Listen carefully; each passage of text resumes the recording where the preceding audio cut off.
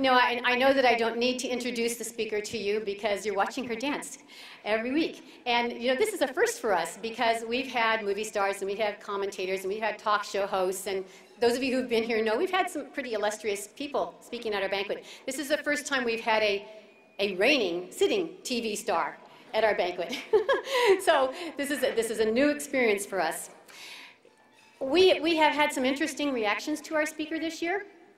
And have taken some hits for it. And I want to commend you and thank you all for being here, especially the pastors. You know, those pastors of you who are here, I feel like if I were an unwed teen mom, I could find love and acceptance and mercy and forgiveness in your congregation. And I appreciate that. Yes, and give them a hand, please.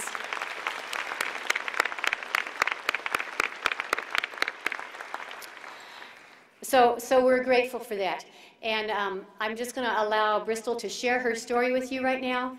And if you just give her your undivided attention and a warm Visalia welcome.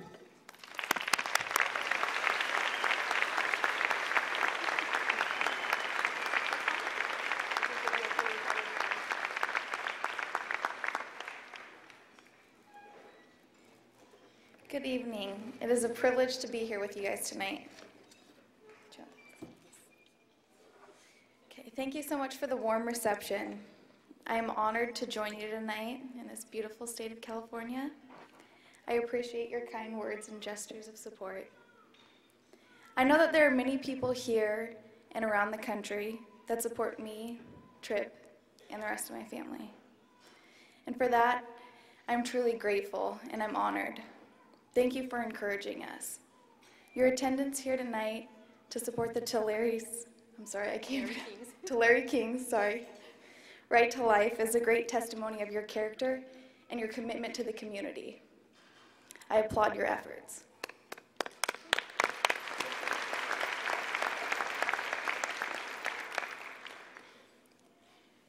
I'm excited about this new chapter in my life.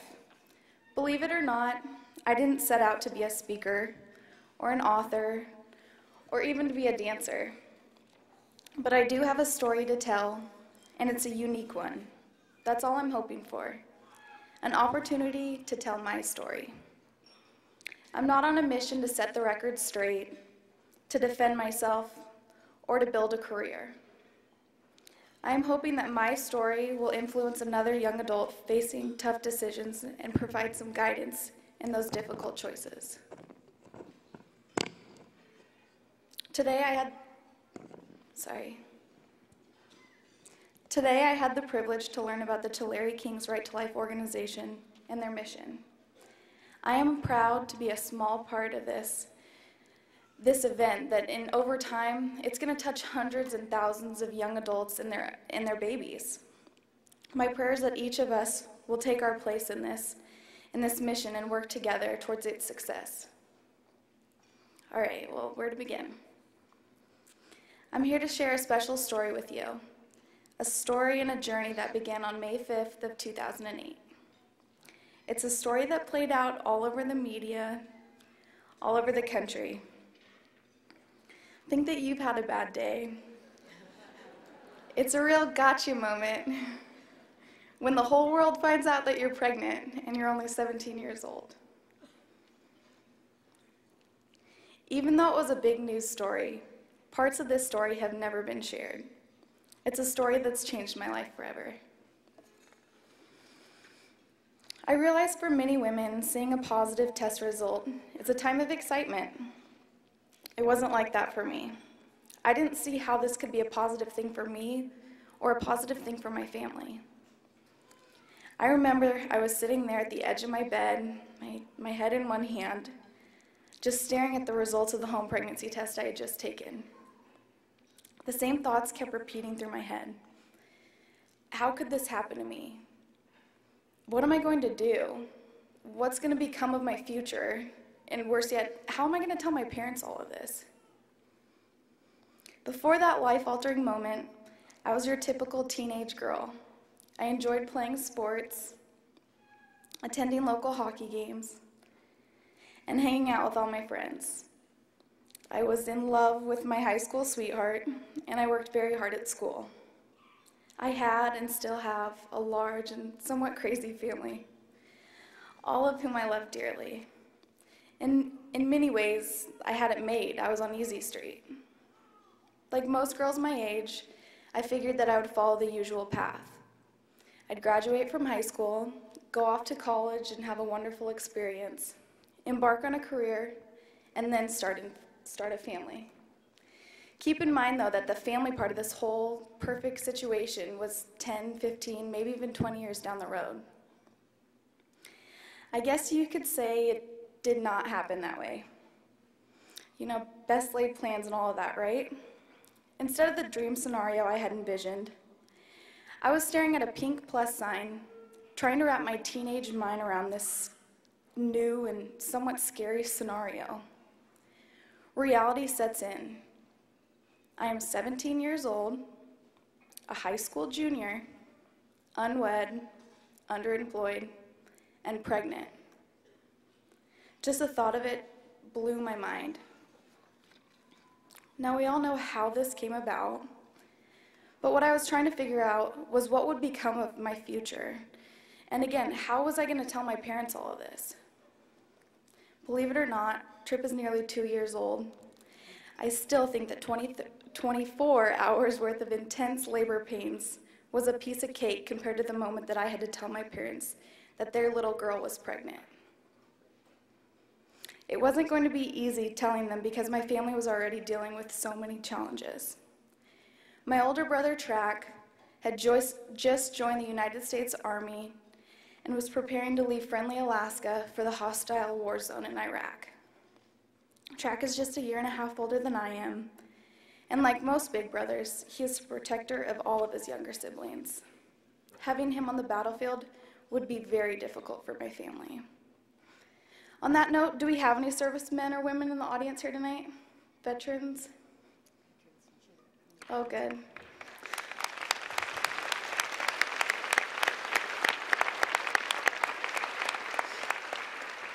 We are in your debt, and without you, this night would not be possible, so thank you. Although I was scared and overwhelmed, sitting there holding that pregnancy test, I knew I had a choice to make. And I did. I chose life. Laura Ingraham wrote in her book, Power to the People, and maybe you've heard my mom say it as well. There is no more precious and promised ingredient on earth than a child. Like a lot of young girls, my circumstances were certainly less than ideal. I knew without a doubt what Laura wrote was so absolutely true. I was determined to deal with these difficult circumstances by taking responsibility for my actions. I needed to face the situation head on. From the beginning, I was determined to choose life. I believe in my heart of hearts that life begins at conception, and we must protect the life of all children. I knew that the announcement to my family about my pregnancy would only add to the whirlwind they were already dealing with. Keep in mind that my pregnancy was not the only pregnancy in the family. My mom had just given birth to my baby brother Trig, who was born 2 months premature. My mom and dad already had a full and hectic schedule. Between my mom's job as governor of America's largest state and my dad's commute to the distant North Slope, along with the job of raising 5 children, they were now faced with the challenge of raising and caring for a child with special needs. And now I had to break the news that there would soon be another baby joining us in the house. Most people are not aware that my mom and dad were often separated by more than 1,300 miles. That is quite a distance for 2 people so devoted to each other. But they never complained, and they never complained about their situation because of their upbringing. They make an awesome team. They are both down-to-earth people who value the strength of the family. They were raised to work hard and care for the ones close to them, and I know that this upbringing was the reason why they were able to keep everything together. Wasilla, Alaska is the place that I call home. It's the place that my parents called home as children and still call home today. It is also the place that my grandparents, aunts, uncles, cousins all call home. Because of this strong family support system, I knew that while the announcement of my pregnancy may come as a shock, they would always be there for me. Even though I was the daughter of a former governor and a national political figure, Politics were never the center of our lives, and I'm grateful for that. We are a normal, working-class family with all the ups and downs that such a family faces. We argued over curfews and who would use the car, who would do the dishes, and who would do the laundry. We are just like you guys. We're just like 99% of all Americans in this way. And according to many in the lamestream media, we were a family from another planet. I guess that just goes to show you how far removed they are from real life. The truth is, they're out of touch with us.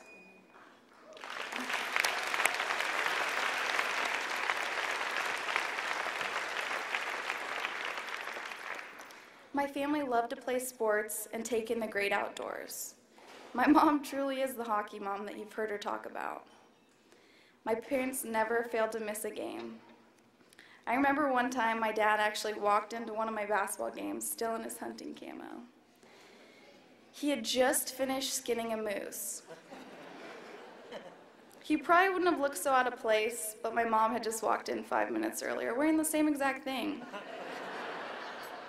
But this was my family, and I love them for that. They were about as real as you can get. All right, so you may be wondering why it was so hard to tell my parents about my pregnancy.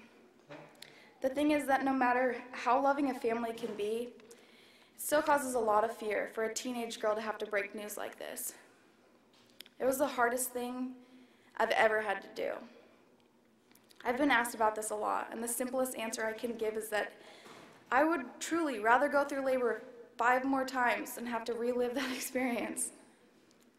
There were a few tension-filled days before Levi and I decided to go to my house and break the news to my parents.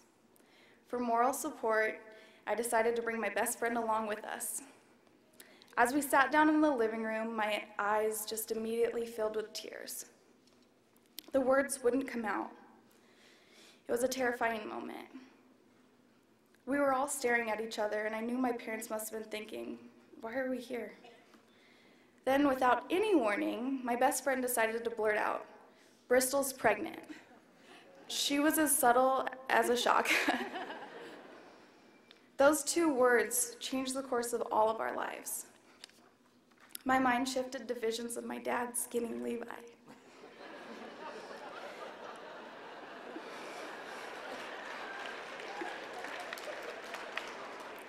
This was definitely not the C on my report card that my parents were expecting to hear about. And it certainly was not what they had planned for any of their children. Although they had always been pillars of strength, I knew that they were scared for me because they knew that my future was going to take a drastic turn. My mom's memoir describes this time in our lives perfectly, and every time I glance at the section of Going Rogue, tears still swelled in my eyes.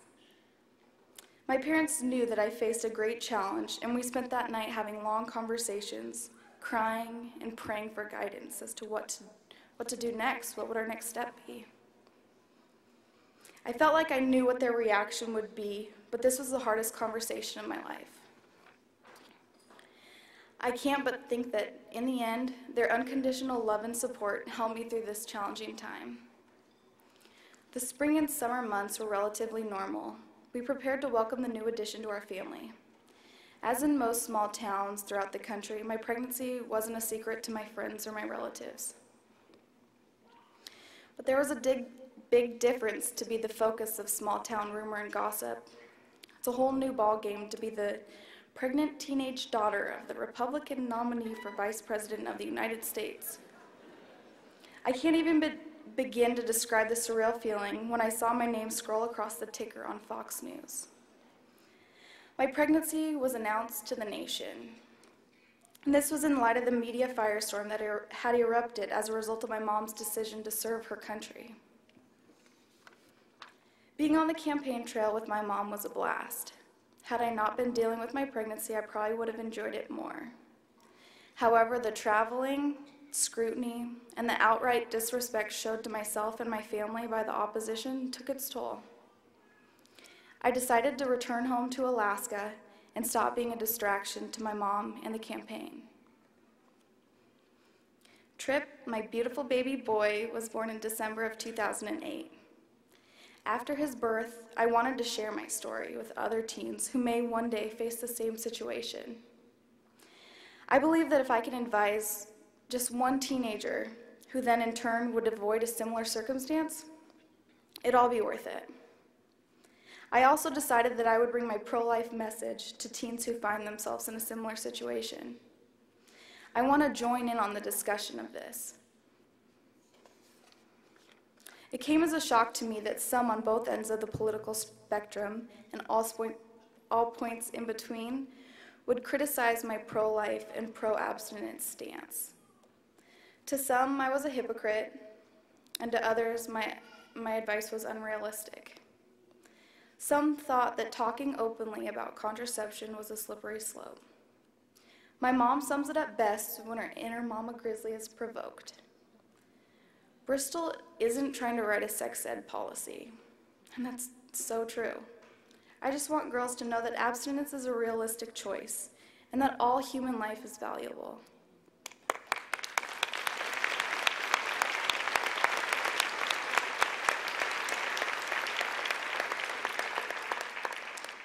There may be multiple forms of contraception, but I'm here to say that one fact remains.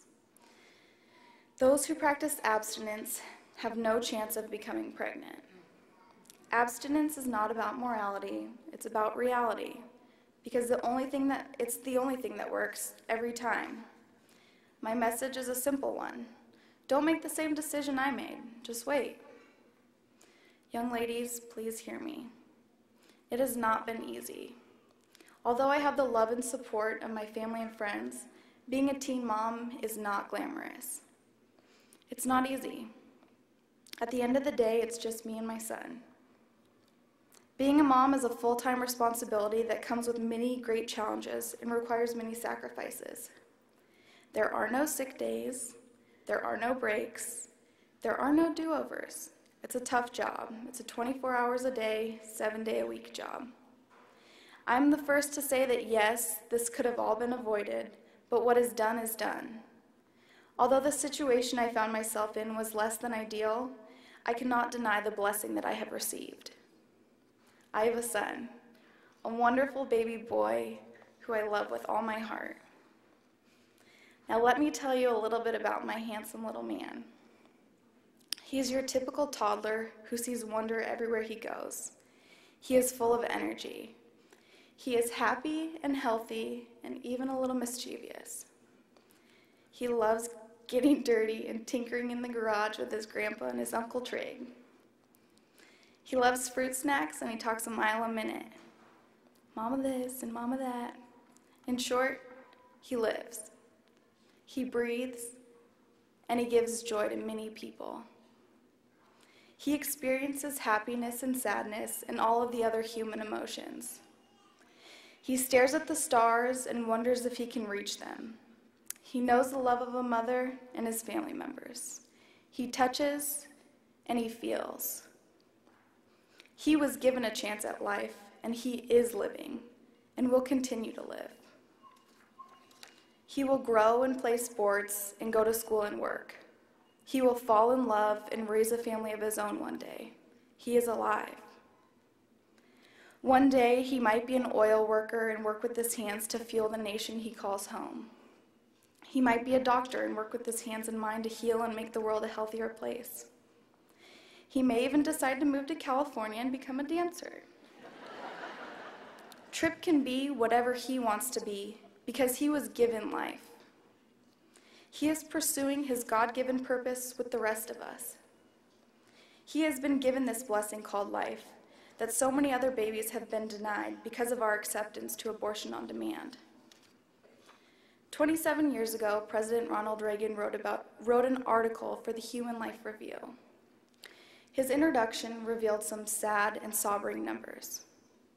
10 years after Roe versus Wade, the president wrote, "Abortion had ended the lives of more than 15 million Americans. That's more than 10 times the number of Americans lost in all of our nation's wars. 37 years has passed since the Roe versus Wade ruling. Think about that for a minute. President Reagan also described a sad example of what abortion on demand had resulted in. A year before his article appeared, the Indiana courts had allowed a baby born with Down syndrome to starve to death. The baby had been named Baby Doe.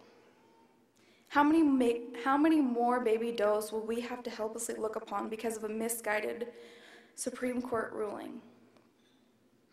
One of the more heartbreaking aspects of the Baby Doe story cited by President Reagan is that my brother has Down syndrome. And I know that children born with this condition face a challenging life, as do their parents and relatives. But I also know that the United States was founded on the central belief that all human beings are endowed by their Creator to certain unalienable rights, which include life, liberty, and the pursuit of happiness. Government policies and court rulings that allow for millions of unborn Americans to have their lives cut short by abortion or to be allowed to starve to death because they may be born with a genetic disorder violate the foundation of the United States and deprives millions of Americans from their God-given rights. We must commit ourselves to work together to place a value on all human life. We must prevent the fates of baby does that President Reagan wrote about so many years ago. I know that it's not easy to bring a life into this world, but I'm here to say that life is valuable and it must be protected. I want all the teenage girls to know out there that as humans, yeah, we make mistakes, but it's human nature. Out of those mistakes and choices can come wonderful blessings. Children add so much to your life, and it's true. You will have to sacrifice your wants in order to raise a child. There's nothing like a love that a child can bring to you. Regardless of the misguided Roe v. Wade decision, the Constitution does not guarantee the right to an abortion. If, as a nation, we can work together to overturn a ruling such as Dred Scott, which horribly denied the basic rights to Black Americans, then surely we can work to overturn the Roe v. Wade ruling.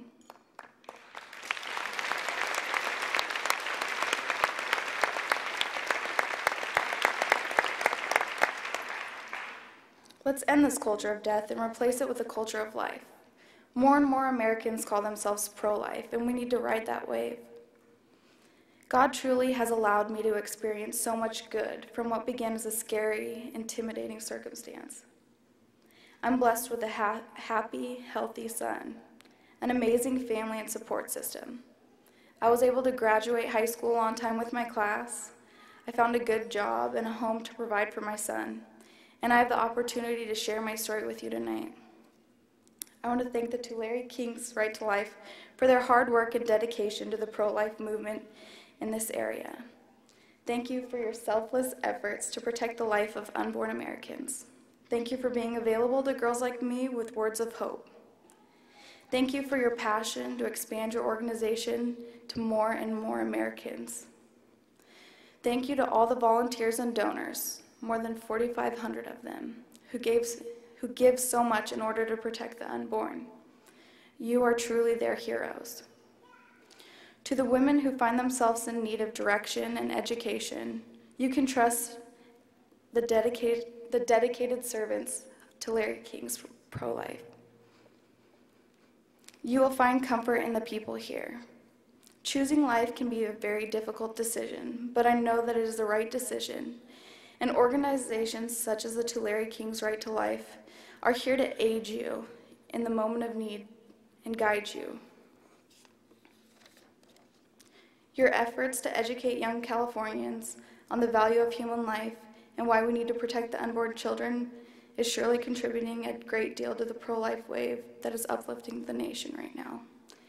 On behalf of the women you have helped and the babies you have saved, thank you guys. God bless.